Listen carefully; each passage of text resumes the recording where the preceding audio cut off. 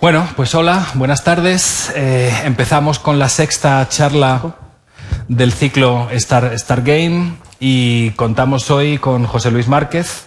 Hola. ¿Qué tal? Que viene pues a presentarnos el último lanzamiento de la saga Castlevania. ¿Alguno de aquí ha jugado a Castlevania? Veo caras nuevas, aquí hay alguna cara de fan, algunos que no habían venido antes. Bueno, pues sabéis que Castlevania es una saga, es una IP de Konami que se lleva desarrollando desde la época de la NES, que ha estado un poco asociada a las consolas de Nintendo y que después de que Konami pidiese a Mercury Steam que hiciese el restart de la saga hace unos años con el Castlevania Lord of Shadow.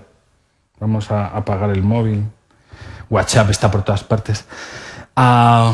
Y que fue un lanzamiento, yo creo que de gran éxito, el último juego AAA que se ha desarrollado en España y que ahora está próximo el lanzamiento de la siguiente parte del Castlevania también para las consolas.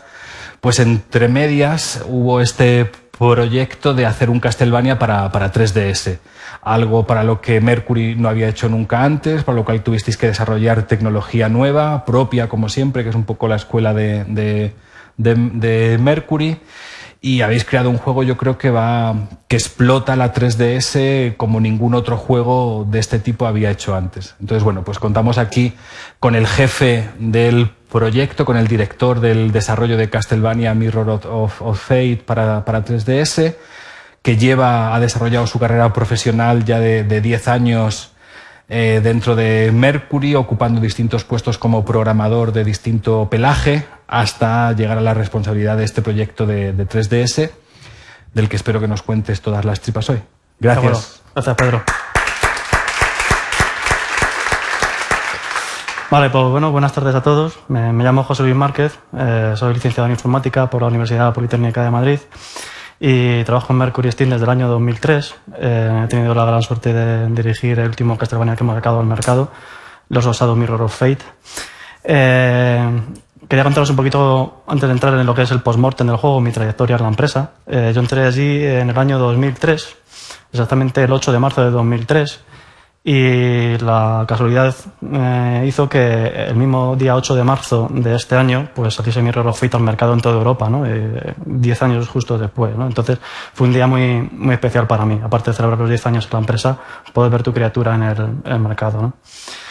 Empecé Mirror of Fate, en Mercury Steam como programador de gameplay. Me contrataron para hacer el gameplay de misiones de Scrapland, casi todas las misiones del juego las hice yo. Luego después seguí con Jericho, me encargué de hacer las físicas del juego, la implementación del PhysX en 360 y PlayStation 3. Y en Castlevania Lord of Shadow pues también, un poco con tareas de lógica de editor, de gameplay, lógica de juego, puzzles y demás, ¿no? Entre proyectos también pude experimentar con tecnologías, haciendo demos, ¿no? para consolas portátiles como la DS, la PSP, presentando ideas y proyectos a publishers, ¿no? Desarrollando tecnología para poder pues vender otros proyectos, ¿no? Y tuve la suerte de poder hacer eso también porque mi gran pasión era la programación gráfica, ¿no? Me gustaban los videojuegos desde pequeñito y bueno, pues el tema de los gráficos programados siempre me había gustado y aunque quería haber dirigido mi carrera por ahí, pues las circunstancias y cómo se desarrolló mi carrera profesional fueron otras dentro de la empresa, ¿no? Pero al final he podido tocar todos los palos como programador, entonces eso es bastante difícil poder hacerlo en una empresa de videojuegos y me siento muy afortunado, ¿no? Luego fui director de proyecto en otro juego que muy poca gente conoce, ¿vale? Me gustaría hablar un poquito de él porque, tengo una espinita clavada con este juego. Se llama Zombies, ¿vale? Lo hicimos para la Engage, la consola esta de Nokia que salió, creo que fue en el año 2004 o 2005, ¿no? Como sabéis todos, la Engage fue un fracaso monumental. Pero bueno, nosotros tuvimos un encargo de Nokia para poder hacer un juego para su consola. Un juego que consistía en una especie era un juego de acción vista cenital, ¿vale? Un poco como el GTA 1. Todos los fondos, los escenarios se rasterizaban en 3D, un raster por software que hice yo, y los sprites se pintaban, o sea, los personajes enemigos eran sprites, ¿no? Era un poco, pues como digo, como el GTA 1, pero era de acción y más matando zombies, ¿vale? El protagonista era un Rambo ibérico y la gracia del juego era que se desarrollaba en España, ¿vale? Y la trama era que un político loco pues había soltado un virus que había convertido a todos los españoles en zombies, ¿no? Y la gracia estaba en que pues, fuimos cartografiando un poquito las ciudades por las que iba a desarrollarse el juego: Madrid, Barcelona, Bilbao, Sevilla. Y los zombies eran típicos del folclore español. Estaba el zombie cura, el zombie guardia civil. Por aquí subías por Montera, me acuerdo, y te cargabas a zombies prostitutas. Había un poquito de todo, ¿no? Y quedó bastante gracioso, bastante chulo. Incluso podías jugar a dobles con otra persona. Pero al final, cuando ya estaba todo el juego hecho y pasó el proyecto, todo el proceso de certificación, al final lo que pasó es que no que has hecho atrás. Había sido tal catástrofe su consola que incluso con el juego probado, preparado para plansarlo en una tarjeta y ponerlo dentro de la consola, decidieron no sacarlo. Entonces, pues para mí fue un palo porque le puse mucha ilusión a ese pequeño proyecto. Y bueno, era una anécdota que me apetecía contar, ¿no? Luego después, pues años después, he tenido la suerte de poder volver a dirigir un segundo proyecto, esta vez mucho más grande. Quería hablaros un poquito ahora de cómo se engancha, ¿no?, Mirror of Fate en la saga, en la trilogía de los Osados, ¿no? Fue un reboot, toda la saga de los Osados ha sido un reboot encargado por Konami en el año, pues poco después de acabado el Jericó, no sé si fue en el 2007 o algo así. La saga Castlevania, como sabéis, es muy longeva, son 27 años más o menos lo que lleva con nosotros, o 26. Y bueno, tiene una base de fans bastante fiel, pero no era lo suficientemente grande, ¿no?, como para que a Konami le motivase a seguir haciendo juegos en ese estilo, ¿no? Entonces el reboot fue completo.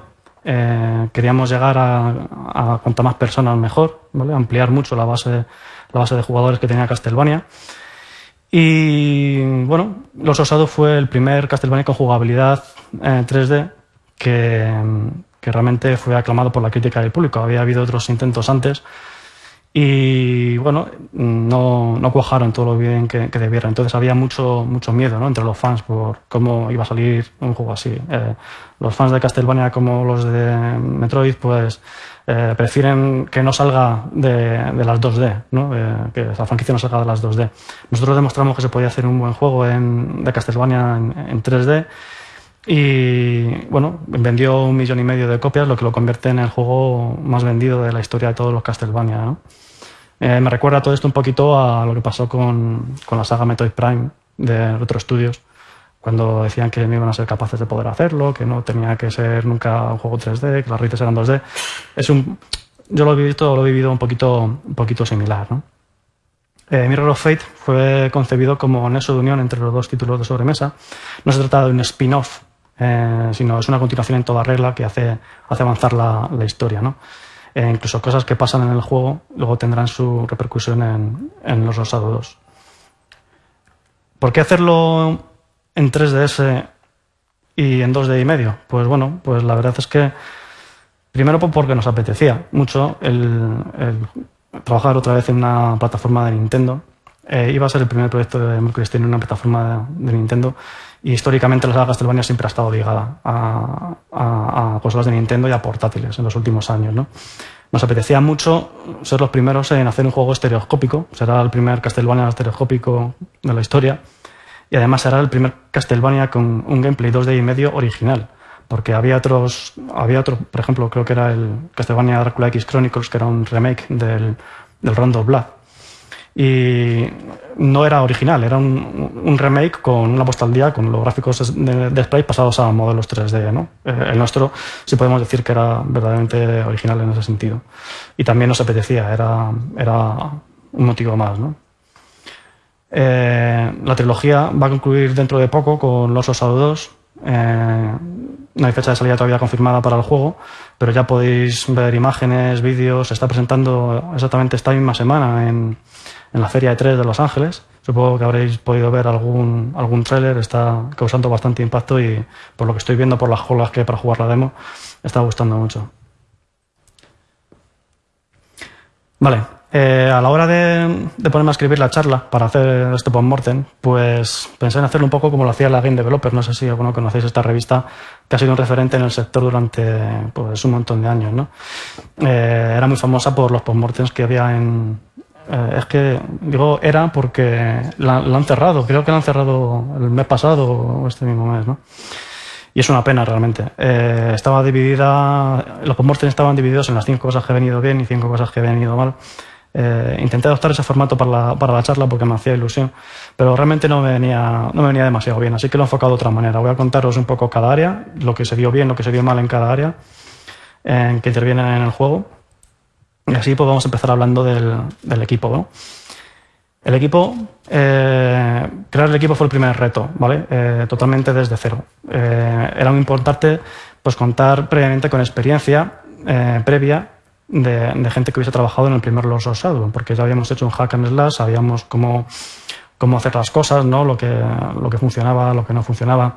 Entonces, para minimizar riesgos, pues cogemos una persona de cada departamento, un programador, una persona de mapas, alguien de diseño, ¿no? Para que trajese esa experiencia y tener una base sólida. Además, tuvimos la suerte de contar con gente que pudimos contratar de fuera, que tenían un nivel tremendo técnicamente y traían una gran experiencia con ellos y bueno, pues al final creo que compusimos un equipo que fue una maravilla y funcionó muy bien, ¿no? Era más o menos entre 25 y 30 personas, era lo que formaban el equipo de Mirror of Fate. Un equipo bastante grande, pero algo corto para el alcance del que era el juego, ¿no? Era un juego bastante grande, como veréis ahora. A la siguiente entrada le he llamado bautismo de fuego porque realmente lo fue, ¿vale? Independientemente de la calidad individual que tenga cada miembro del equipo, pues luego el comportamiento como equipo está por demostrar. Teníamos que demostrar todo, ¿no? Era nuestro primer proyecto, teníamos que dar la talla, había muchos retos porque era hardware nuevo, tecnología nueva desde cero, continuar con la calidad mostrada en los Osado con 3 personajes jugables en nuestro caso. Y bueno, es un poco como un equipo de fútbol, ¿no? Tienes que ver que aunque cada uno sea bueno, pues que luego pues que afronten los problemas bien, con decisión, se comuniquen bien entre ellos y la resolución de los problemas sea rápida, ¿no? Todo ese tipo de cosas. El equipo cumplió a la perfección, la verdad es que les doy mi enhorabuena a todos ellos desde aquí porque obviamente pues el juego pues no existiría sin todo el sacrificio que todos le pusimos, ¿no? Para hablar de la historia, pues bueno, pues quisiera comentar la importancia que le damos a Mercury Steam a las historias en los videojuegos, ¿no? Se nos pidió un juego pues que usase personajes, ¿no? De Castlevania anteriores, pero con un timeline totalmente distinto. Tuvimos que sentarnos a ver qué historia podíamos encajar con esos personajes y bueno, pues empezamos a hablar, dimos con una idea muy chula que le gustó mucho a Konami. Y sabíamos que iba a tirar de ellos como sabíamos que iba a tirar de nosotros y sabíamos que iba a tirar del propio jugador cuando se jugase el juego, ¿no?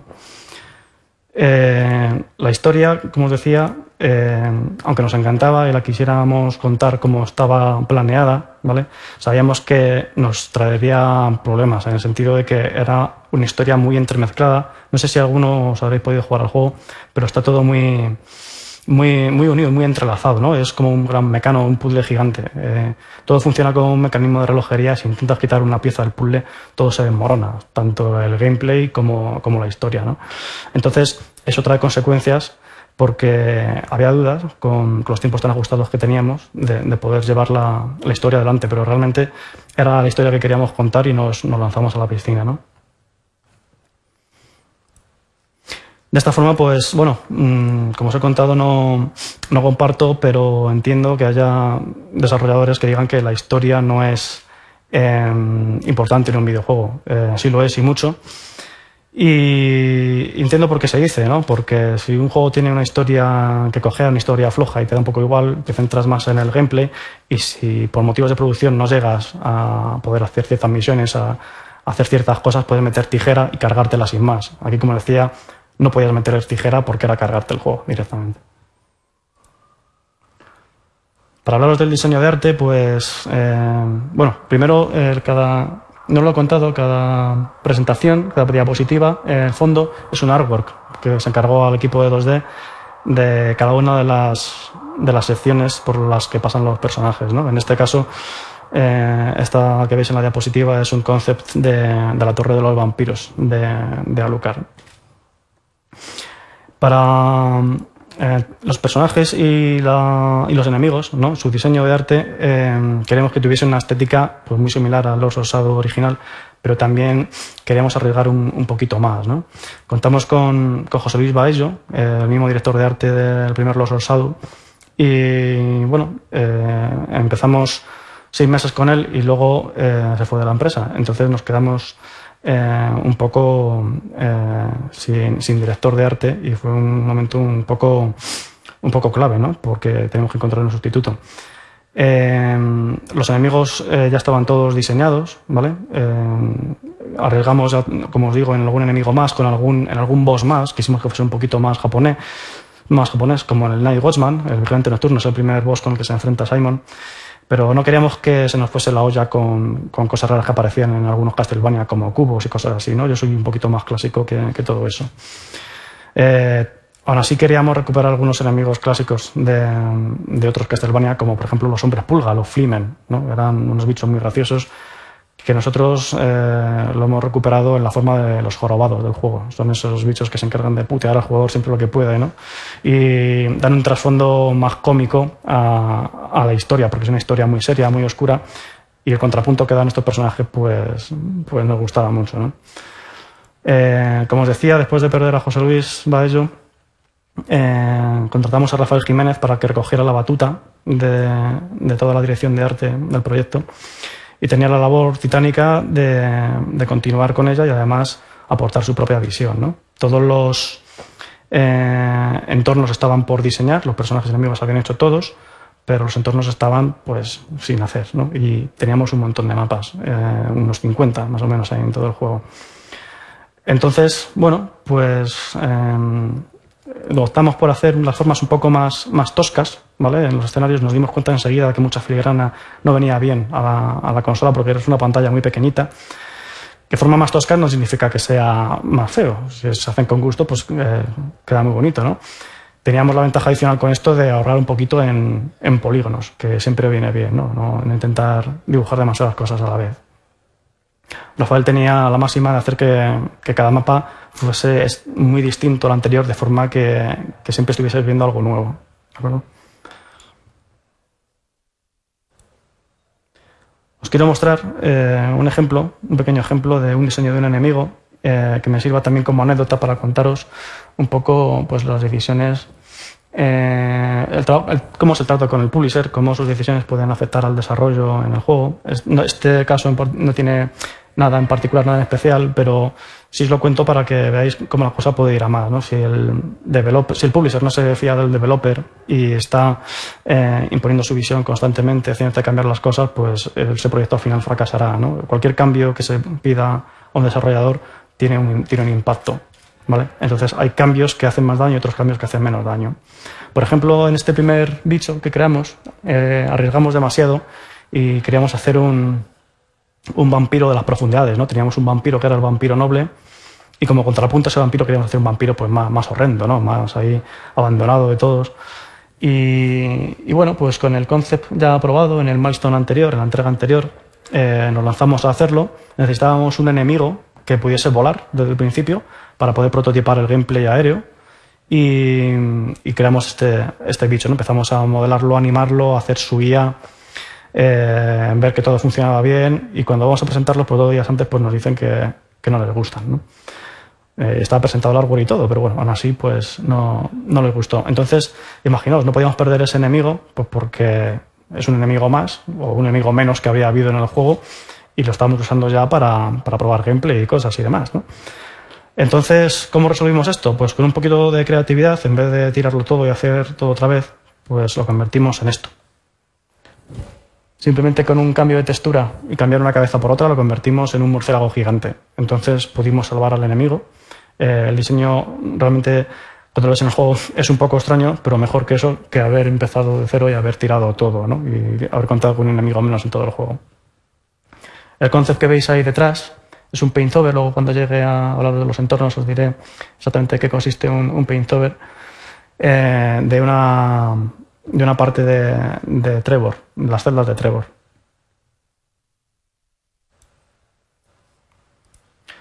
Vale, ahora voy a hablaros del diseño de gameplay. Desde el principio pues tuvimos la motivación de hacer un Castlevania totalmente diferente, que no se pareciera a otros Castlevania 2D, ¿vale? Nos gusta arriesgar, ser creativos, hacer cosas un poco distintas, forzar las cosas algunas veces.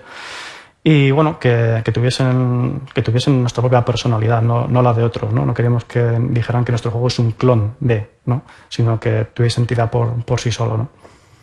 La experiencia jugable es muy similar a la del Lost Shadow. Queríamos que fuera así, que tú cogieras el juego, inmediatamente te sintieras muy cómodo con los controles y con lo que te proponía el juego, ¿no? Si venías de jugar el Lost Shadow, te sentías como en casa con Mirror of Fate. Vimos muy bien que el sistema de combate funcionaba muy bien en el plano 2D.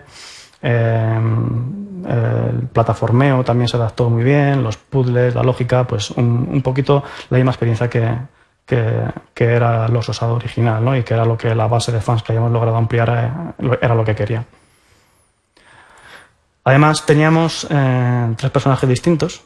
No queríamos que fuesen 3 skins distintas sin más. Queríamos que tuviesen cosas nuevas que hacer, ¿no? Es cierto que comparten la progresión con el arma principal, que la usan todos, ¿vale? Es bastante laborioso el hacer un gameplay de combate con una sola arma, como para intentar hacer pues que este tenga un látigo, este una espada y este un hacha, ¿no? Todo hay que pulirlo muy bien, tiene que trabajarse mucho. Y es cierto que comparten la progresión con el arma principal y lo que es la navegabilidad de los personajes, los combos y los saltos, de dobles saltos, long jumps, wall jumps, lo van heredando todos los personajes, ¿no? Hasta el final. Esa es la progresión que tienes. Luego, a nivel de magias y armas secundarias, cada uno tiene las suyas, ¿no? Y al final, pues resulta que tenemos 2, 4, pues 12 armas secundarias y magias, en total, bastante más que en los original, ¿no?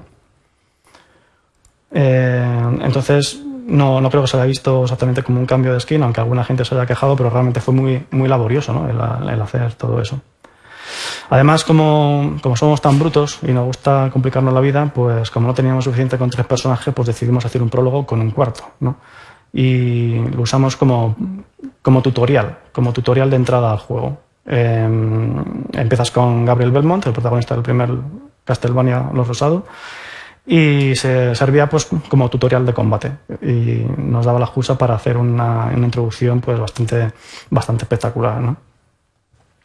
También quisimos con este proyecto volver un poco a los orígenes, más a los juegos pre-Symphony of the Night, Castlevania 1, 2, 3 originales, en los que se primaba más el combate que la exploración, ¿no? En concreto, nuestra referencia más directa es el Castlevania 3, el Drácula's Curse, también porque también podías elegir más de un personaje, incluso se repetían. Trevor y Alucard también salen en ese juego, ¿no? Sin embargo, yo no quería renunciar a la reexploración tampoco, porque yo siempre he sido muy fan de todos los Metroid, de todo ese tipo de gameplay, de backtracking, en el que el personaje ahora es más poderoso y ahora puedes acceder a zonas que antes no podías acceder. Y bueno, pues ese componente también está presente, ¿no? Tienes la libertad de poder volver atrás lo que quieras, y el gran reto pues era integrarlo en una historia que no deja de ser lineal, ¿no? Porque por muchos recovecos que tengan, muchas vueltas atrás, el último personaje es un flashback gigantesco de 30 años hacia atrás, pues bueno, pues es complicado perderte en el castillo cuando todo el objetivo te estás llevando hacia una dirección, ¿no? Además, como teníamos 3 personajes, pues podíamos experimentar un poquito con el ritmo que tenían durante el juego. Así Simon y Alucard, que jugaban en el mismo espacio temporal, pues se compenetran y hacen cierto tipo de cosas. Alucard, por ejemplo, tiene algunas zonas más pausadas de las que tiene Simon y reexplora más que Simon. En concreto tiene un par de puzzles gigantes en el que te tienes más, que Simon no los tenía. Y luego con Trevor ya tiramos la casa por la ventana, ¿no? No teníamos la dependencia porque Simon y Alucard se ayudan entre ellos, pero Trevor ya podía hacer todo del tirón, ¿no? No tenía excusa para que fuese lo más espectacular posible. Si os habéis jugado al juego, veréis que hay una curva, que el juego va siempre de menos a más. Toda la parte final de Trevor pues es un clímax muy bruto, ¿no? y estamos muy contentos de ello porque muchos juegos se desinflan al final y parece que todo el esfuerzo siempre se pone al principio, ¿no? Entiendo por un lado porque se hace, muy poca gente se acaba los juegos, pero nosotros estamos orgullosos de que se pueda llegar al final de Mirror of Fate y que el juego vaya para arriba, ¿no? Cuando te crees que el juego ya ha dado de sí todo lo que tenía que darte, pues te sigue sorprendiendo y eso nos gusta mucho. Vale, esta es la diapositiva que más miedo me da de toda la presentación, ¿vale? Todos los retos que salieron en el área de programación. El gran reto del proyecto, sin duda alguna, fue crear la tecnología de cero y hacer el juego a la vez, ¿no? Cualquiera que haya estado en un desarrollo así, pues sabrá el infierno que es esto. Es muy, muy complicado, ¿no? No teníamos nada, empezamos con un archivo de C++ vacío, como digo yo, ¿no? Y a partir de ahí se tuvo que construir todo.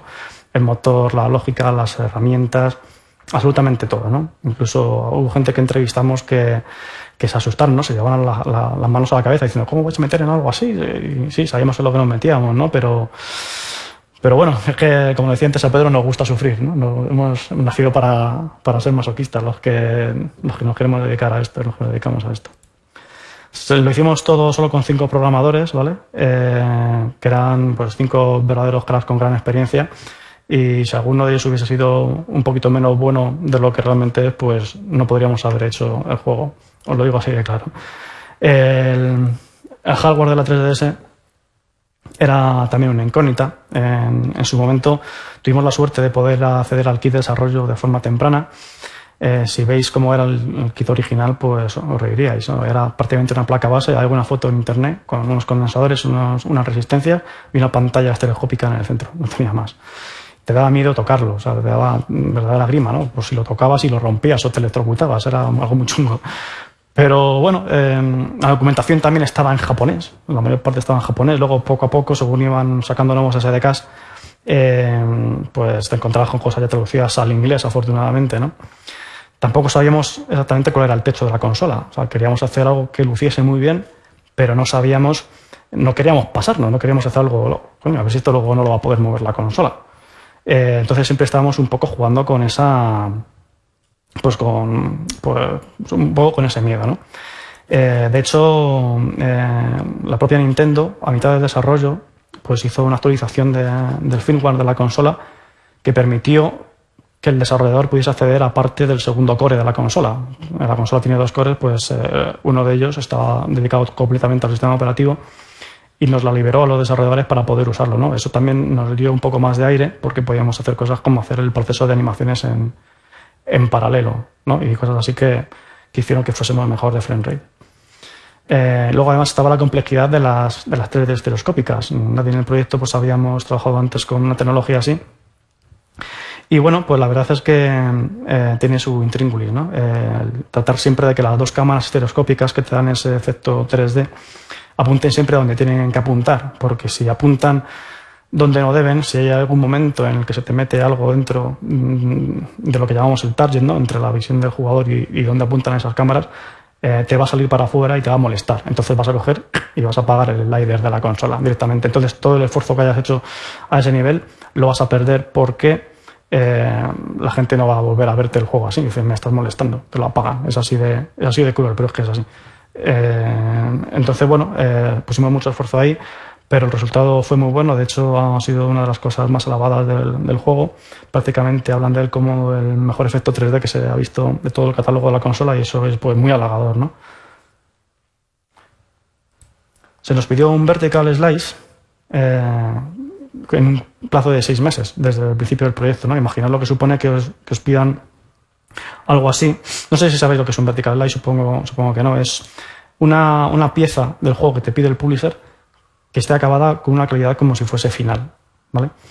Llegar a tener algo así en 6 meses, los primeros 3/4 de hora de gameplay de Trevor, en concreto, que fueron los que vertical slice, pues fue una auténtica pasada, ¿no? Bueno, tuvimos que dar el do de pecho porque muchos publishers lo usan como baremo para ver hasta dónde vas a poder llegar, ¿no? En nuestro caso ya teníamos la base del Lord Shadow, pero nosotros éramos un equipo nuevo, ¿no? Y teníamos que dar la talla y el do de pecho con este vertical. Para poder entregarlo a tiempo, lo que tuvimos que hacer fue montar toda la base gráfica, todo el motor gráfico, sobre unas librerías a bajo nivel que venían en el SDK, que sí te permitían alcanzar resultados gráficos rápidos, ¿vale? Pero no eran todos lo óptimas que debieran, ¿no? Entonces, trabajando sobre esa base, pues sabíamos que íbamos a tener un techo que no íbamos a poder pasar, ¿no? A nivel de rendimiento. Lo ideal hubiera sido poder hacer nosotros a bajo nivel pues nuestra propia librería para poder meterles toda la caña posible, pero por tiempo eso no pudo ser, ¿no? A nivel de lógica y tools, pues un poco más de lo mismo, ¿no? No había nada, como decía, entonces pues los milestones pues nos venían muy rápido, ¿no? Lo que hacíamos caían como losas prácticamente. Teníamos un mes y medio entre milestone y milestone y había pues mucha presión por parte del publisher porque se mostrase contenido de la misma calidad que el vertical slice original. Pero la lógica se montó para que el vertical slice fuese lo que era. Acabar el juego de hacerlo con esas bases tan primitivas pues era muy peligroso, sabíamos que nos iba a estallar en la cara, ¿no? Entonces no nos quedaba más remedio que hacer que esas bases fueran cada vez más sólidas. ¿Qué sentido tenía esto entonces? ¿Qué es lo que pasaba? Pues que lo que estaba funcionando perfectamente en un milestone, en el milestone siguiente pues se descojonaba, dejaba de funcionar. Los bosses que habíamos hecho con tanto mimo y que parecía que estaban ya para meter en una caja, pues no funcionaban, empezaban a salir bugs por todos los lados y así estuvimos. El tiempo en que tardábamos luego en rearreglar lo arreglado, había cosas que lo arreglábamos 3, 4 o 5 veces, pues era tiempo que perdíamos en no hacer otras cosas, ¿no? Pero bueno, al final, pues poco a poco, pues esas bases fueron yendo cada vez más sólidas. Al final, con los últimos bosses pudimos hacer pues verdaderas virguerías. Con las tools, pues también pasaba un poquito lo mismo, ¿no? Como no teníamos nada, pues lo montamos todo sobre más, con plugins de forma rápida para poder colocar enemigos, triggers, cámaras y cosas así, ¿no? Lo que pasa es que no podíamos tampoco tirar con eso hasta el final, porque ya estábamos viendo que, por ejemplo, poner las cámaras del juego pues era un infierno. El diseñador que tenía que ponerlas pues se iba a morir, ¿no? Entonces no había más remedio que sacar tiempo de donde no lo había y más o menos pues ir ampliando esas herramientas sin dejar de dar soporte a lo que ya estaba montado anteriormente, pues porque si no, pues también te iba a dejar de funcionar y más por todos los lados, ¿no? Vale, a nivel de render, pues lo mismo, ¿qué puedo decir? Lo que funcionaba un día, pues no funcionaba al día siguiente, a nivel de sombras, a nivel de iluminación, hubo cambios hasta el final, se implementaron cosas como muy complicadas para hacer que todo nos entrase en los mapas. Queríamos meter muchas cosas a la vez, no queríamos tirar por lo fácil y hacer que en vez de que este mapa tenga 3 enemigos porque no entran en memoria, pues dejar 2 o solo 1. No podemos hacer eso, no tenemos que exprimir la consola todo lo que pudiéramos. Entonces, hacia el final implementamos ciertas técnicas bastante complicadas de hacer, como por ejemplo la carga y descarga de animaciones de los enemigos en caliente y cosas así, ¿no? Que eran muy peligrosas por cómo eran y el momento en que se hacían, ¿no? Pero bueno, pues lo sabíamos, pero no nos quedaba más remedio. Los hicieron, el juego pues está pues prácticamente petando constantemente hasta el final, ¿no? Fue una lucha titánica contra la memoria y contra la fragmentación. La fragmentación de memoria en todos los juegos siempre es un problema porque, bueno, llega un momento en que te quedas sin memoria, ¿no? Puedes controlarla mejor o peor, pero nunca la puedes eliminar del todo, ¿no? Puede ser que tengas un bloque de memoria muy grande y que puedas hacer la reserva por el tamaño que tienes, pero no tienes suficientes bloques contiguos para locatear todo ese espacio de memoria. Al final el juego te puede petar por memoria, ¿no? Entonces hubo una lucha titánica contra la fragmentación hasta prácticamente el último día. Hubo sesiones de testeo intensísimas, mañana y noche, en Canadá, el juego probándose todo el rato, día y noche, sin parar, ¿no? Hasta que podías jugártelo 1 o 2 veces seguidas sin que hubiese ni un solo crash. Este problema se disimula más en las consolas de sobremesa, porque tú las consolas de sobremesa las puedes apagar cuando quieras. En una portátil no es tan fácil. En una portátil, en cuanto haces sí, no la estás apagando, ¿vale? La 3DS lo que estás haciendo es ponerla en modo suspensión. Es como si no apagases el juego. Si lo vuelves a encender y habéis estado 10 horas jugando, pues ese tiempo se acumula. Sigues como si jugases a partir de la hora 10, ¿no? Entonces, este problema era más fácil que te saliera, ¿no? Y para mal de males, al final nos encontramos con un contratiempo desdichado y que complicó todo, ¿no? En la última fase del proyecto, en los últimos 6 meses, tuvimos la desgracia de que Alfonso Valladolid, el lead programmer del proyecto, pues tuviese un accidente, la atropellase un coche y tuviese que estar 6 meses de baja, ¿no? Sufriendo una operación de rodilla y una rehabilitación pues bastante intensa, ¿no?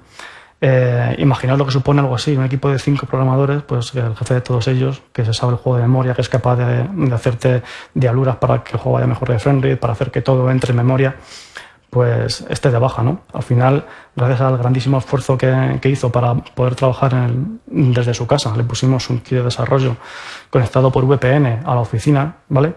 Por las mañanas, pues tras una rehabilitación muy chunga, incluso ahí le freíamos a preguntas por el WhatsApp, le mandábamos pantallas de estadísticas, fue una verdadera locura, ¿no? Luego el chico llegaba a su casa a las 3 de la tarde, todo el mundo nos conectábamos por Messenger y empezabas a escuchar los teclados. Y no es que los programadores estuviesen programando más, es que estaban todos hablando con él. ¿Qué ha pasado esto por la mañana? Mira cómo se arregla tal cual. Bueno, pues el chico hasta las 4 de la tarde o así más o menos que no le dejábamos en paz, no se podía poner a programar, ¿no? Y bueno, pues lo que le quedaba por la tarde, noches sin dormir, fines de semana, estuvo así 6 meses. Y bueno, le quiero dar las gracias desde aquí porque sí, su esfuerzo y su compromiso tan brutal, pues el juego no hubiera salido, ¿verdad? Vale, os quiero contar ahora la demo del E3, lo que supuso. Igual que en Vertical Slice, cuando te piden una demo para el E3 también te puedes echar a temblar, ¿no? Ahora mismo lo que estáis viendo en el E3 es muy bruto y porque realmente todo el mundo quiere dar la talla y mostrar su juego lo mejor posible, hay mucha competencia, ¿no? En abril del año 2012, Konami nos pidió una demo y bueno, lo que supuso, como las bases todavía no eran muy sólidas, lo que supuso fue un parón de 1 mes y medio en toda la producción, ¿vale? Todo el equipo tuvo que parar el juego principal y dedicarse única y exclusivamente a la demo del E3 para pulirla lo mejor posible, ¿no? Claro, esto aparte del retraso inherente que trae, que pares 1 mes y medio la producción del juego principal, pues tuvo otra consecuencia, que es que se subió el listón del juego, ¿no? La calidad del juego se subió más todavía incluso de lo que estaba pensado en un principio, ¿no? Entonces, claro, no puedes hacer el juego una calidad y el resto del juego una calidad. Tienes que estar igual en todo el juego de principio a fin, ¿no? Entonces, si habíamos tardado 1 mes y medio en hacer una demo de media hora pulida al máximo para hacer 20 veces más eso, que era lo que duraba el juego final, pues sabíamos que íbamos a tener que sudar sangre como así fue, ¿no? Aún así el resultado pues mereció la pena porque el juego tuvo mucha repercusión. Nintendo se volcó con él, lo sacó en un par de conferencias en el E3, estuvo en boca de mucha gente, nos dieron 12 premios de la prensa internacional, ¿no? Y bueno, el apoyo que le dio Nintendo, conscientes de lo importante que era un título así en su catálogo, pues fue muy bruto y bueno, se involucraron hasta el punto de distribuirlo ellos en Europa, ¿no? Un privilegio que pocos alcanzan, ¿no? Vale, más o menos estoy en la mitad de la charla y para amenizaros un poco toda esta palabrería, pues me he traído un pequeño vídeo, ¿no? Es el tráiler de lanzamiento del juego para que veáis el resultado final y bueno, pues espero que os guste.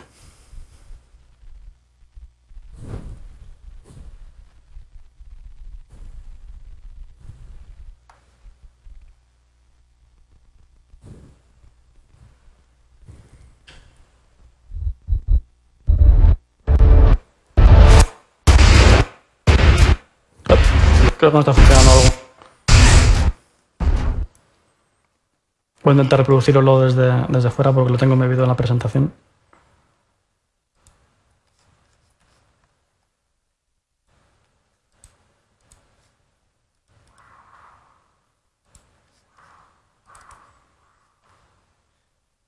A ver.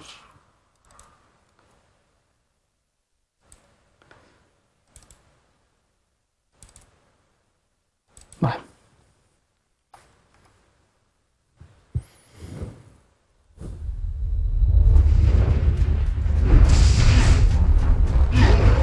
Algo que no funciona aquí, ¿eh?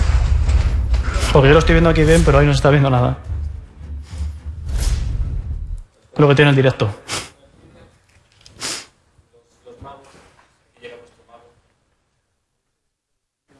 Es que al tener el escritorio extendido me lo tienes que pasar a la otra pantalla. Si no, no. Vale, ¿cómo lo veo? Pues. Le había dado antes a la tecla aquí, ¿no? Para ponerlo en...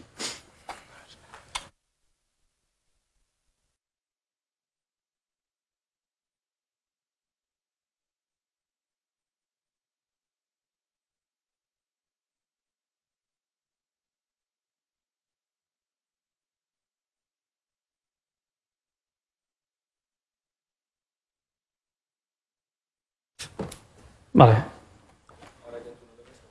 Lo veo, bueno, lo veo ahí. Espérate, porque lo veo muy pequeñito.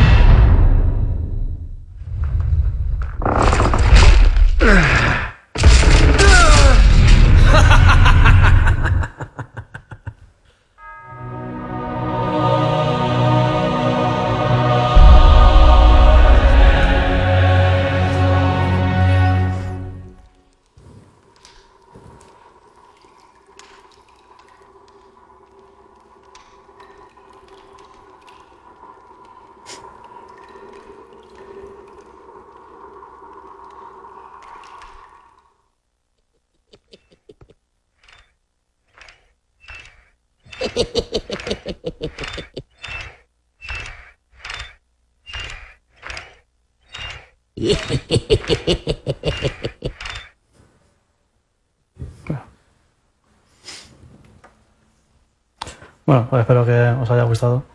Voy a ver si puedo configurar otra vez el escritorio este.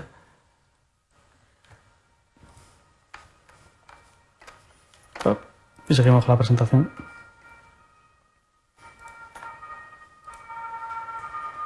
¿Sí?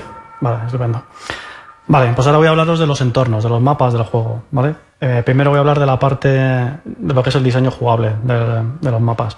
Lo primero que hay que decir es que todos fueron diseñados en papel, ¿no? Porque nos gustaba mucho, era una idea muy romántica lo de hacerlo pues, como se hacían antes, ¿no? Poder dibujarlos en papel con lápiz y bueno, pues ir plasmando el gameplay, dibujando aquí pues un enemiguito, aquí un punto de balanceo, bueno, pues un poco como se hacían las cosas antiguamente. Al ser un juego en 2D, pues nos lo podíamos permitir, porque no teníamos todo el mundo 3D elaborado y el papel pues se prestaba muy bien, ¿no? Aunque parecía una buena idea, luego trajo algunos problemillas. Por un lado estuvo muy bien, pues porque el diseñador, Víctor Cerezo en este caso, que los diseñó, pues daba el gameplay a la gente de mapas, pues para que no tuviesen ellos que comerse la cabeza, aparte del modelado, en hacer una parte jugable, ¿no? Por ese lado estuvo muy bien. Por otro, el problema que hubo es que al estar dibujados sin tener en cuenta las escalas, luego cuando eso lo quisimos llevar al max, pues vimos que las métricas pues no perdonan, ¿no? Lo que tú has dibujado aquí como un doble salto, sí, lo puedes haber dibujado como un doble salto, pero no nos da para hacerlo aquí, porque luego has dibujado esta otra trampa y no entra, o este muro. Entonces hubo que hacer ahí unos cambalaches un poco raros para que todo encajase, pero bueno, con un poquito de creatividad y con idas y vueltas entre diseño y mapa, pues al final pues se hacía la plastilina que representaba lo que estaba diseñado en papel, ¿no? La plastilina es una versión ultra primitiva del mapa, sin modelado alguno, ¿vale? Solo cajas grises, pero que te dan idea del gameplay, ¿no? Y puedes probar antes de meterte en el berenjenal ya de empezar a modelar y iluminar todo. Aún así, bueno, quería hablaros primero de lo que son las métricas, ¿no? Cuando te sientas a diseñar un videojuego, pues una de las primeras cosas que tienes que hacer y tener bien pensadas son las métricas, ¿no? Lo que va a tardar cada personaje en andar, en correr, el hueco que vas a necesitar para un salto, para un long jump, ¿no? Todo eso tienes que saberlo muy bien y definirlo muy, muy pronto. Nosotros teníamos un mapa gincana, que le llamábamos, en el que teníamos a Trevor, que era el personaje que era capaz de hacer todo, ¿vale? Lo que hacían todos los demás personajes. Y bueno, pues ahí podíamos probar cómo era un salto, un nadar, una bajada en rappel, un salto hacia atrás en rappel, todo ese tipo de cosas, ¿no? Para controlarlas muy bien. Entonces, una vez que las tuvimos, pues bueno, pues ya podíamos empezar a modelar tranquilamente, o eso creíamos, ¿no? Una cosa que nos pasó es que los testers se lo pasaron muy bien rompiéndonos esas métricas, ¿no? Nos las destrozaban por todos los lados. Eso fue porque metimos unos desplazamientos en combate que claro, si queríamos hacer un combate muy dinámico, ¿no? Y ese tipo de desplazamientos, pues a lanzar armas secundarias o a hacer combos en el aire, porque nuestro gameplay aéreo era muy importante, esos impulsos y esos desplazamientos extras, sin darnos cuenta, estaban afectando a la métrica de navegación normal, y eso es algo sagrado, ¿no? Entonces pues te pasaba que llegaba un tío y te saltaba, te hacía un doble salto y luego cogía, te hacía un combo, te tiraba un arma secundaria, te tiraba otra arma secundaria, coño, he llegado a un cofre que no debía, o he llegado a una zona que tenía que haber llegado 2 horas después en el juego y me la has roto totalmente, ¿no? Entonces, así, nos sacaron así de estos. Bueno, no nos quedó más remedio que ir resolviéndolo caso a caso, ¿no? Porque todo estaba programado, el personaje salta esto, los mapas tienen estas dimensiones. Entonces, si llegas a este cofre, pues te voy a poner un colisionador invisible, o si quieres hacer este truco, pues te voy frenando de alguna forma el impulso, ¿no? Para que no lo hagas, cositas así. Y al final, pues pudimos hacer que los testers se desesperasen intentando rompernos el juego, y al final no lo rompieron, ¿no? Ellos se lo pasaron muy bien y nosotros nos lo pasamos todavía mejor viendo su cara de frustración cuando ya no podían conseguirlo más, ¿no? Poner las cámaras en un mapa, pues es un tema pues bastante laborioso, ¿no? Al colocarlas, pues no queda duda de que las cámaras mandan sobre el gameplay, ¿no? Quizá lo que deberíamos haber hecho, pero por motivos de producción no podíamos, porque el diseñador que se encargaba de hacer los mapas en papel y supervisar las plastilinas, pues también era el mismo que iba a poner las cámaras después, ¿no? Pero todavía estaba diseñando mapas cuando se estaban modelando unos y haciendo las plastilinas de otros, y hasta el mismo final no se pudo poner con ello, ¿no? Si las hubiéramos puesto desde el principio, pues hubieran ayudado un poco a la gente de mapas. Bueno, pues si esta cámara tiene que ir así, pues mira, esto sé que se va a ver mejor y puedo hacerlo con más detalle, esto con menos detalle. ¿Qué pasa si las pones al final? Pues te pasan cosas como las que nos pasaron a nosotros, ¿no? Que si la cámara manda y te dice que tienes que alejarla 20 metros para que puedas ver un punto de balanceo enorme y una plataforma aquí y una plataforma allá, pues tiene que ser así, no te queda otra, ¿vale? Pero claro, cuando alejas tanto la cámara, pues dices, joder, si estamos dibujando 150.000 polígonos en la pantalla, no podemos dibujar tanto, ¿no? ¿Qué haces? Pues otra vez de vuelta a mapas, hay que volver a limar eso, quitar polis, ¿no? Sabiendo que la cámara va a ser esa. Este tipo de cosas, pues desgraciadamente pasan, ¿no? El flujo de producción es muy importante y muy complicado, no se puede prever todo. Tuvimos la máxima de hacer que cada mapa tuviese un propósito en el juego, ¿vale? No podíamos permitirnos el lujo de hacer mapas solo para que fuesen como secretos, ¿no? Que solamente puedes acceder pues de regalo, te puedes acabar incluso el juego sin haber visto esos mapas. Pues no lo podíamos hacer. Es muy fácil en un juego 2D, con un editor de tiles, pues poner tiles aquí y allá y montarte un mapa así en 5 minutos, pero en nuestro caso no. En nuestro caso cada mapa tiene mucha importancia, no hay morralla, ¿vale? Todo ocurre por un motivo, ¿vale? O vas a coger un arma secundaria, o va a haber una cinemática que va a hacer avanzar la historia, o va a haber un boss, algo, todo tiene su sentido, ¿no? En total, como os decía al principio de la charla, nos salen 50 mapas distintos, lo cual es una absoluta barbaridad, ¿no? Viendo lo que cuesta hacer un mapa.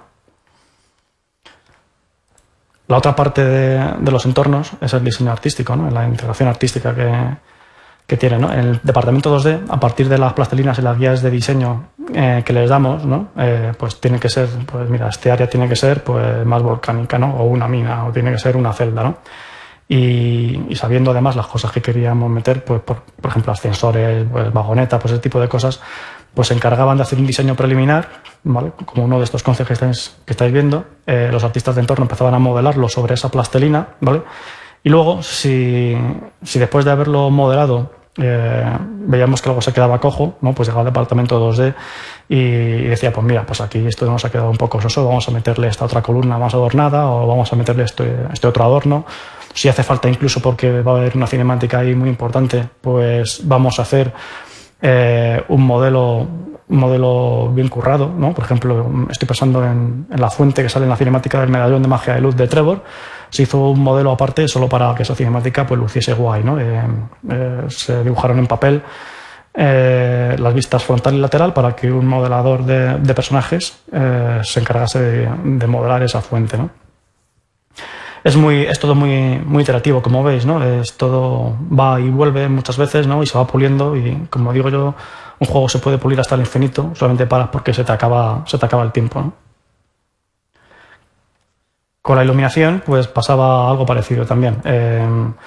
Se hacía una iluminación sobre los renders que se hacían de las plastilinas y esa iluminación base en Photoshop se pasaba al departamento de mapas. Ellos lo iluminaban con esas características, teniendo en cuenta las restricciones que tenía la consola, ¿no? Porque todo no se puede conseguir. Y si algo se quedaba cojo a nivel de iluminación, pues también se volvía a 2D y se decía, pues mira, pues la consola no puede hacer esto, no podemos meter tantas luces aquí, pues podemos quizá cambiar este brasero por esta otra cosa, o jugar con la luz de la luna, o hacer cosas similares, ¿no? Y luego aparte la iluminación de cinemáticas, que tenían que iluminarse por separado, porque la iluminación de cada mapa estaba pensada para iluminar la zona de gameplay, la zona jugable 2D, ¿no? En nuestro caso, pues las cinemáticas, pues sobre todo con los bosses, pues ocurrían más atrás, ¿no? Nos las llevábamos a zonas del escenario que pues no estaban iluminadas porque no estaban pensadas para que se vieran ahí. Entonces hubo que hacer otra pasada de iluminación por todas las cinemáticas del juego para que todo estuviese bien iluminado, ¿no?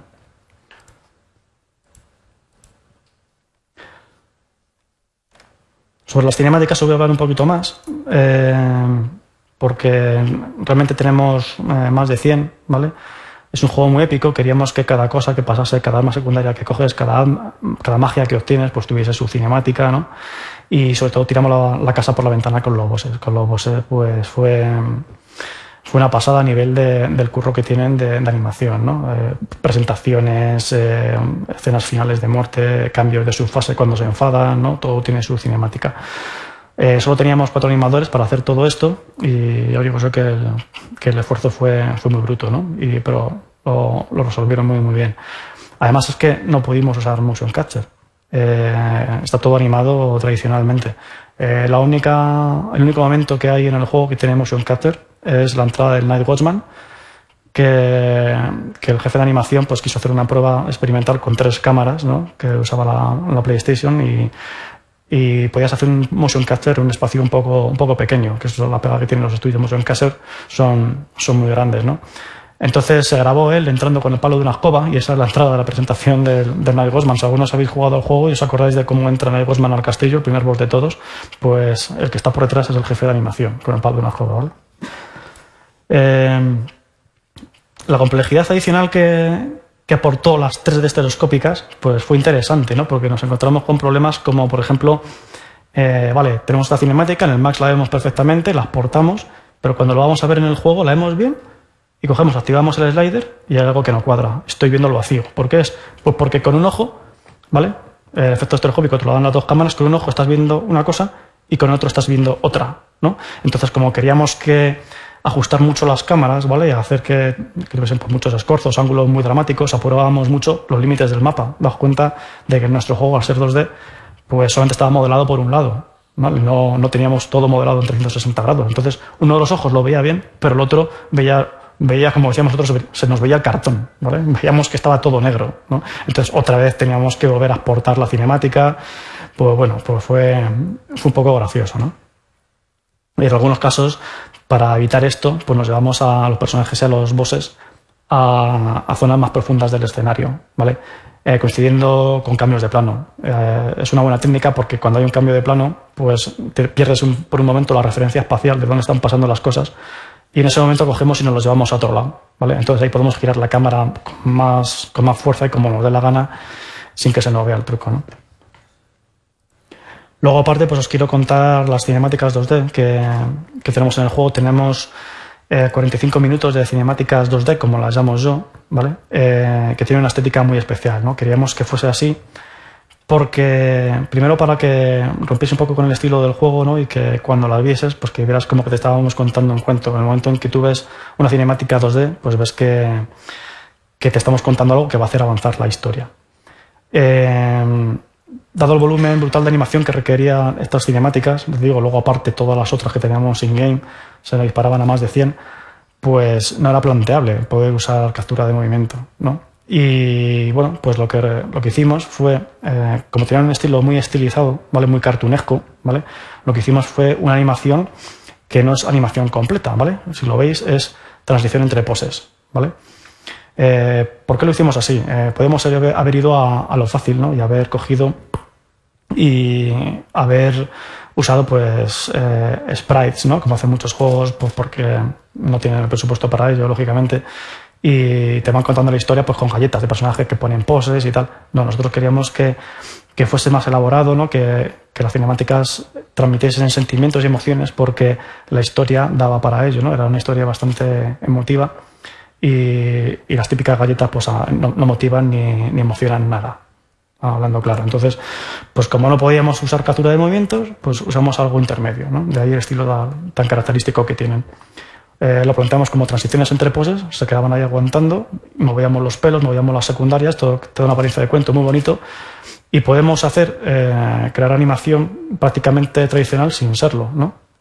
Además, todos los fondos los pintamos a mano porque podíamos usar distintas capas como si fuese un diorama, porque sabíamos que con el 3D de la consola el estereoscópico iba a quedar muy bien, ¿no? Y como así realmente fue.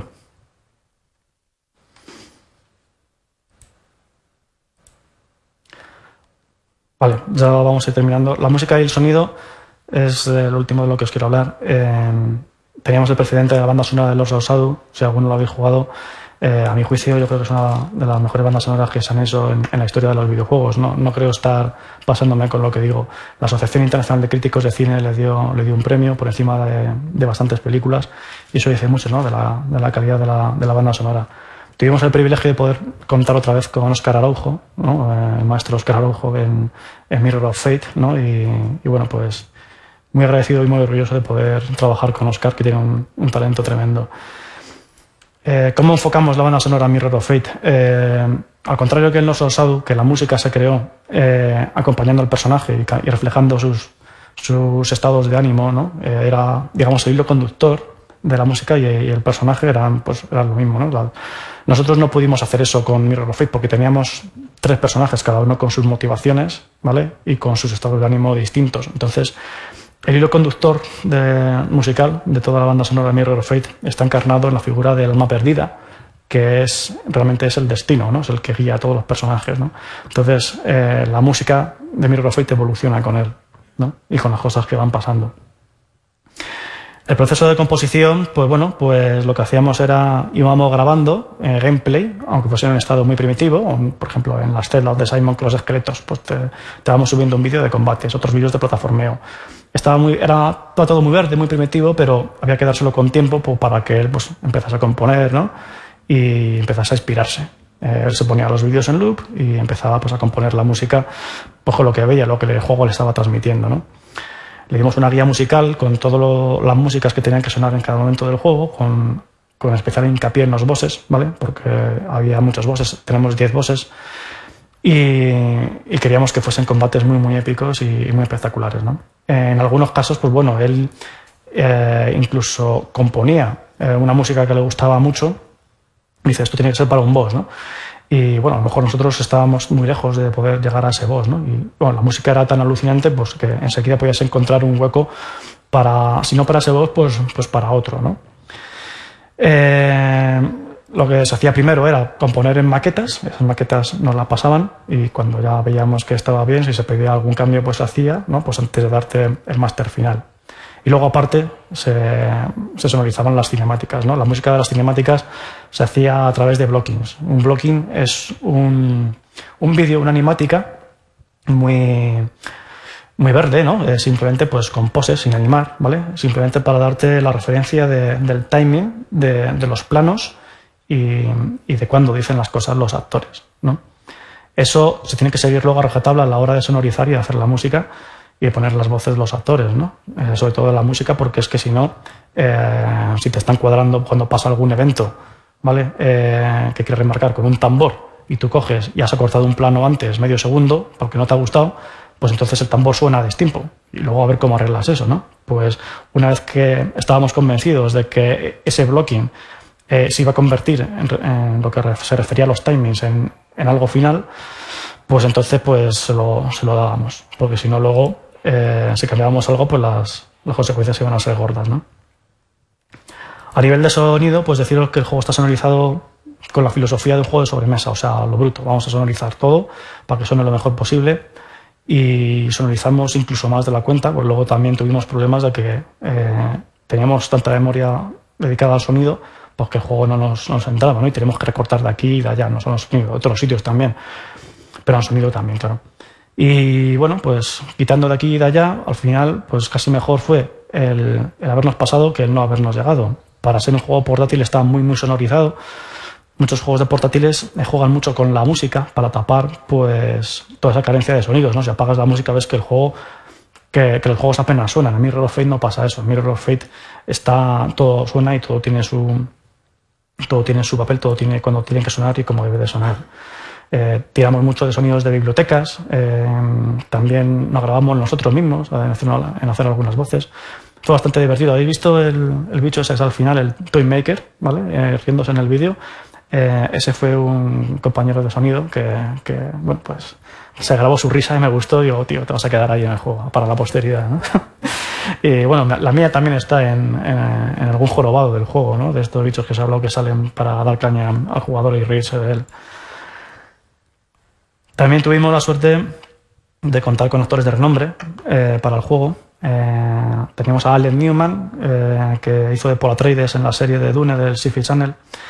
Tenemos a Robb Stark en persona, de Juego de Tronos, el señor Richard Madden, y tenemos a Robert Carlyle, que, como sabéis, pues ha trabajado en muchas películas como Trainspotting o Full Monty, ¿no? Trabajar con esta gente pues es un placer y es una experiencia, pero dependes de sus horarios, dependes de sus planes de rodaje y tú tienes que seguir avanzando en la producción, ¿no? Entonces, pues todas las voces tienes que haberlas grabado tú previamente con actores placeholder, que luego se sustituirán, porque los animadores tienen que ir animando, ¿no? Y dando ese carácter que necesitan que tengan, ese acting que necesitan los actores en las cinemáticas, sin esperar a tener las voces finales, porque si no vamos listos. Vale, pues ya hemos llegado al final de la charla. Quería hablar un poco del resultado final. Después de leer pues muchas opiniones por aquí y por allá por internet, después de los 3 meses que lleva el juego a la venta, os puedo decir que el juego le ha encantado a todo aquel que lo ha juzgado por lo que es y no por lo que no es, no intentándolo comparar a otro tipo de Castlevania distinto, ¿no? Nosotros hemos hecho el juego que queríamos hacer.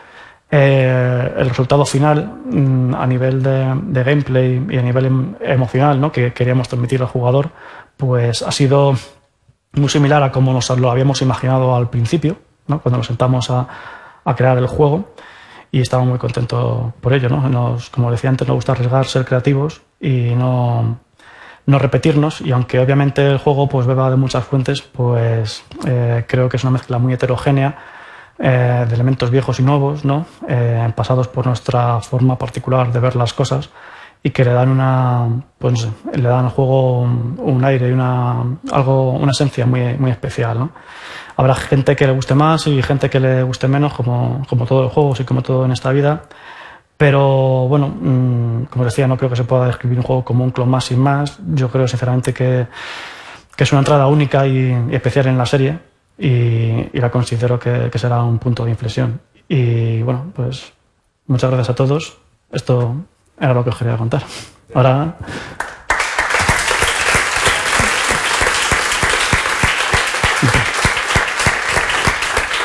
Bueno, pues tenemos tiempo, sí, unos 15 o 20 minutos para que podamos plantearle cuestiones. Abro el fuego yo. Nos has dado, yo creo, una visión muy buena de cómo ha sido el desarrollo de este juego, de cómo se hacen los juegos, cómo hace Mercury Steam juegos, ¿no?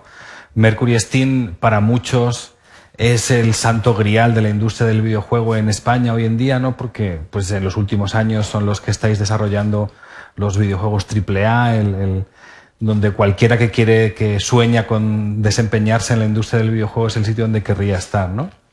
Y mi pregunta va un poco por ahí. Nos has contado cómo hacen los juegos, pero me gustaría que nos hablases un poco cómo es un día normal en tu vida, cómo es un día normal en el desarrollo, cómo era un día normal en el desarrollo del Mirror of Fate. Llegas, tomas café, te reúnen mucho, programas, cuéntanos un poco cómo es un día ahí. Pues depende de qué puesto estés, ¿no? Ser director de proyecto es un estrés pues absoluto, ¿no? Alguna vez me hubiera gustado, o me imagino yo mismo cómo sería que te grabasen un documental, ¿no? Con la cámara siguiéndote todo el rato detrás, ¿no? O viendo cómo lo estás pasando de chungo, y un poco cinema verité, ¿no? A ver las cosas en tiempo real, cómo te están saliendo y tal. Pero bueno, desde mi cargo en concreto, pues se ve todo pues con mucha presión. Te sientes responsable de un montón de cosas, no tienes que tomar millones de decisiones al día, millones, ¿no? Y tienes que estar convencido de que las tomas pues por el bien del proyecto, para que salga todo lo mejor posible, ¿no?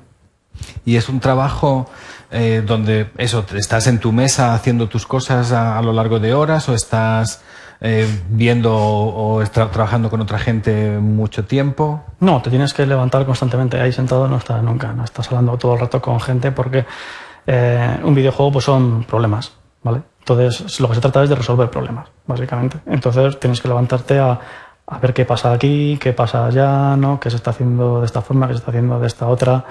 Tienes que tener pues esa visión y ese control de todo, porque son muchas piezas, es un puzzle muy grande que que tiene muchas interdependencias, ¿no? Y que cualquier cosita afecta en 1, 2 o 3 departamentos después. Es una cadena gigantesca y un puzzle muy complicado, ¿no? Yeah. ¿Y cuántas grandes crisis hubo en el desarrollo de este juego? Es decir, no, ya hasta aquí hemos llegado. Cerramos la casa y tenemos que irnos. Pues, yo creo que fue una única crisis constante desde principio a final, ¿no? Una crisis de 2 años. Pero sí, bueno, la verdad es que luego lo disfrutas, ¿no? Cuando ya ves el juego al final en la calle y sabes que eso va a estar ahí para la historia, pues hombre, es para sentirte orgulloso y para poder verlo ahí, pues tienes que haberlo sufrido. Nadie te lo va a dar gratis, desde luego. Y bueno, supongo que no podrás responderme a esto. Es muy difícil hablar sobre el futuro de los videojuegos, de los videojuegos que va a hacer una empresa como Mercury, pero simplemente decir que sería una pena que toda esta tecnología que habéis desarrollado en estos últimos 2 años se quedase guardado en algún cajón, que sería bueno que la tecnología que habéis hecho y que lo que habéis conseguido efectivamente con el 3D estereoscópico se aprovechase y diese lugar a otros juegos. Supongo que a ti también te parece que es algo bueno. Sí, la verdad es que estaría guay. Bien, bueno, seguro que hay más de un fan que tiene alguna pregunta que hacer. Allí al fondo.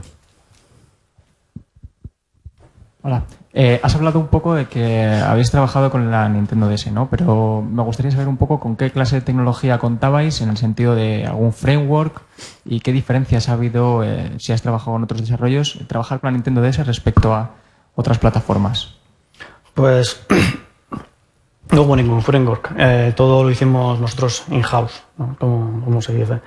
Mercury Steam siempre nos ha gustado hacer nosotros nuestra propia tecnología para que la tecnología sirva al juego y no al revés, ¿no? No tener que adaptarte a un motor de otro que te puede limitar en muchas cosas. No entiendo que los estudios pues compren tecnología de terceros, pues porque, como os he comentado, es una locura hacer el juego y la tecnología a la vez, pero eso al final pues repercute en beneficio de la propia empresa, ¿no? Ese motor es nuestro, lo hemos hecho nosotros y ahí está, ¿no? Por aquí.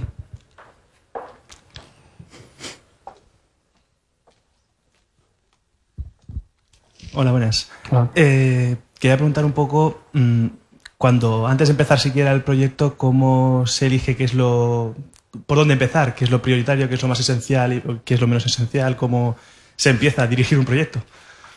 Bueno, pues como decía un poco, pues lo primero es dar con una buena historia, ¿no? Una vez que tienes la historia, pues ya es ir tirando de la madeja y todo va saliendo solo, ¿no? Nosotros sabíamos que teníamos que hacer un juego consistente con el primer Lost of Shadow, porque los fans de Lost of Shadow original esperaban más de lo mismo, ¿no?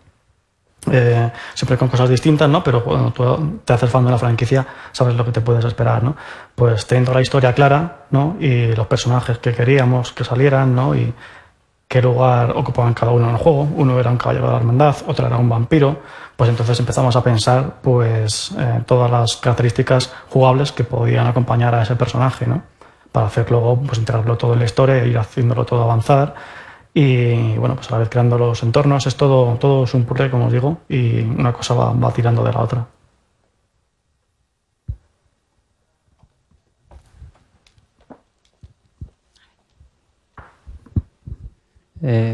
Antes has comentado que una de las dificultades que has tenido o que habéis tenido en el desarrollo del juego eran los polígonos y luego el trabajo con la memoria, también con la música, porque decías que comía mucho la música, pero...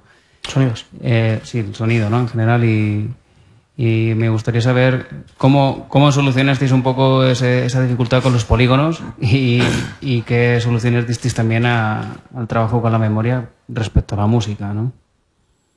Bueno, pues depende de qué área quieras recortar. Al final lo que tienes que hacer es recortar porque no tienes presupuesto de memoria para cada área, ¿no? Al final nosotros lo que hicimos fue reservar tanta memoria para los sonidos, tanta memoria para las animaciones, tanta memoria pues para yo qué sé, para cualquier otra cosa que necesite memoria, ¿vale?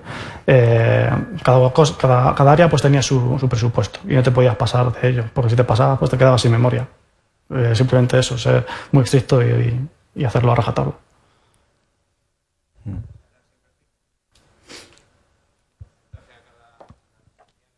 Exactamente, nosotros lo hicimos así.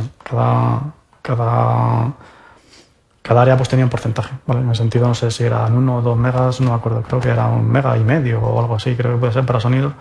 Y si queríamos sonorizarlo más, pues sabíamos que no podíamos, porque si te pasas de un lado tienes que quitar de otro, magia no se puede hacer.